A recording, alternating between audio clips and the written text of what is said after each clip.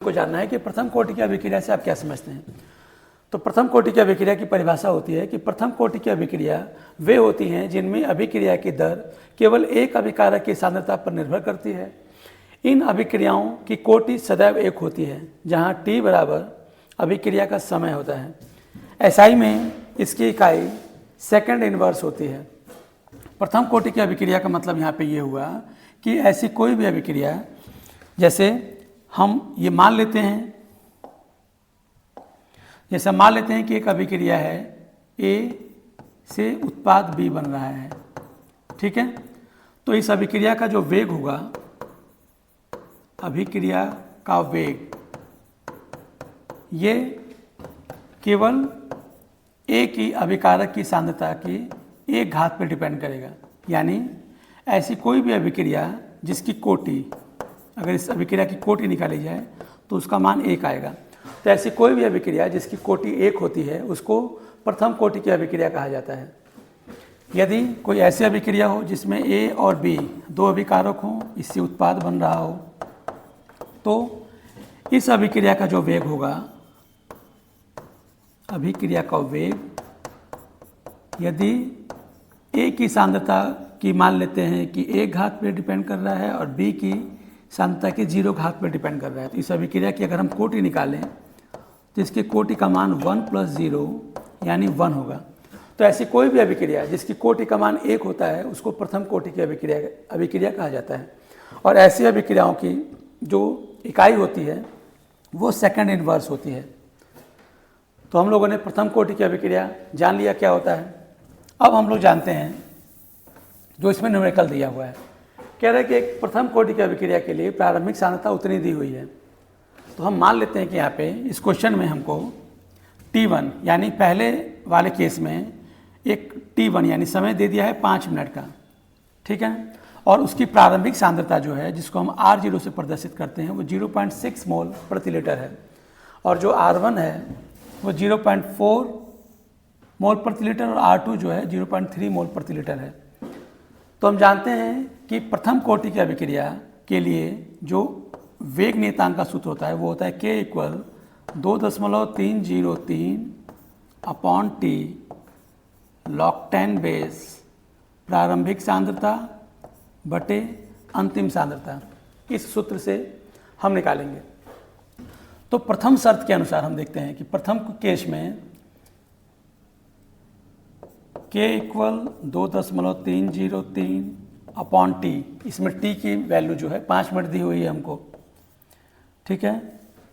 log 10 base, इसकी जो प्रारंभिक सांद्रता है वो है 0.6 और इसकी जो अंतिम सांद्रता है वो है 0.4। इसको अगर हम कट करें 2 से तो ये 3 बार में, ये 2 बार में कट जाएगा। यानी K की वैल्यू आएगी हमारी 2.303/5 log 10 बेस 3/2। अब यहाँ पे हम एक लॉग के फॉर्मूले को अप्लाई करेंगे। हमारे लॉग का एक फॉर्मूला ये कहता है कि यदि लॉग m/n होता है तो इसकी वैल्यू होती है n, इसकी वैल्यू होती है log n - log m। तो इसी चीज़ को हम लोग यहाँ पे फॉलो करेंगे। यहाँ पे log 10 बेस 3/2 है तो इसकी वैल्यू हो जाएगी log m होगा, log m - log n। तो log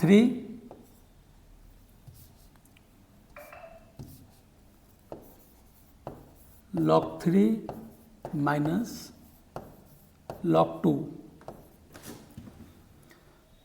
इसको और सॉल्व करते हैं तो K = 2.303/5 और यहाँ पे log 3 की वैल्यू 0.4771 माइनस log 2 की वैल्यू होती है 0.3010, यानी K = हमारा आ जाएगा 2.303/5 इंटू, इसको माइनस करेंगे तो 1 में से 0 जाएगा तो 1, 7 में से 1 जाएगा 6, 7 में से 0 जाएगा 7 और 4 में से 3 जाएगा 1। इतनी वैल्यू आएगी k की। ठीक है, अब हम दूसरे शर्त के अनुसार निकालते हैं।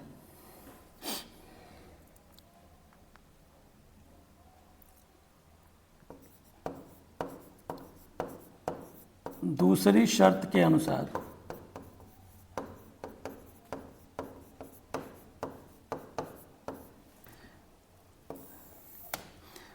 इसमें दिया हुआ है k equal 2.303 upon T log 10 base R0 upon R, यानी k equal 2.303 T log 10 base. इसमें भी प्रारंभिक सांद्रता है 0.6 और इसमें अंतिम सांद्रता दी हुई है 0.3, तो ये इसको 2 बार में कट कर देगा। तो k equal 2.303 upon T log 10 base 2, इसकी वैल्यू को भी रख दिया जाए, तो 2.303 अपॉन टी log 2 की वैल्यू को यहाँ पे पुट कर दिया जाए, तो 0.3010। इसको हम मान लेते हैं इक्वेशन नंबर सेकंड और इसको मान लेते हैं इक्वेशन नंबर फर्स्ट। अब यहाँ पे दोनों इक्वेशन को हम लोग टैली करेंगे। तो समीकरण 1 व 2 से हम समीकरण 1 में देख रहे हैं कि इसका जो लेफ्ट हैंड साइड है वो k है और समीकरण सेकंड का भी लेफ्ट हैंड साइड k है। तो जब लेफ्ट हैंड साइड इक्वल होता है तो उसका राइट हैंड साइड भी आपस में इक्वल होते हैं। तो इस तरह से हम दोनों को जब कंपेयर करेंगे तो 2.303 अपॉन 5 इंटू 0.1761 इक्वल, और इधर है हमारा 2.303 अपॉन टी 0.3010। यहाँ पे ये वैल्यू इस वैल्यू से कट जाएगी, टी को हम इधर लाएंगे तो टी इक्वल हो जाएगा हमारा 5 इंटू 0.3010 अपॉन 0.1761। इसको मल्टीप्लाई करेंगे, 5 0 0 5 1 5 0 5 3 15 0.1761। और इसको जब डिवाइड करेंगे तो ये टी की वैल्यू 8.55 मिनट आएगा। ठीक है, तो इस तरह से हमको इसमें पूछा था कितना समय लगेगा, तो इस तरह से हम लोगों ने इसकी टी की वैल्यू को निकाल लिया, जिसकी वैल्यू आ रही है 8.55 मिनट। तो उम्मीद है इस क्वेश्चन को आप कर लेंगे। एक ये न्यूमेरिकल था, हम लोगों ने इस न्यूमेरिकल को सॉल्व कर लिया है। उम्मीद है आपको ये न्यूमेरिकल करने में आसानी हुई होगी, आप इसको आसानी से सॉल्व कर लेंगे। चलिए अब